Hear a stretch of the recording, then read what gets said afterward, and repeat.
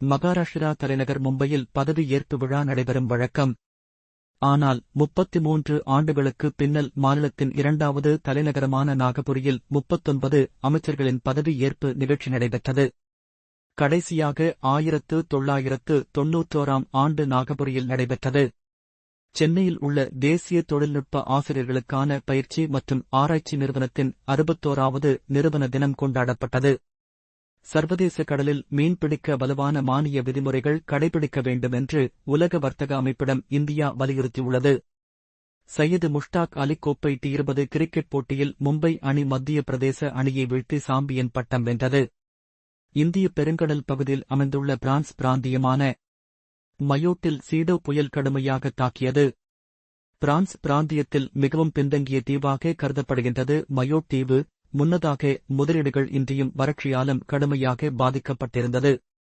மேலும் இது போன்ற தகவல்களுக்கு எங்களது சமூக வலைத்தள பக்கங்களை பின்தொடரவும். நன்றி.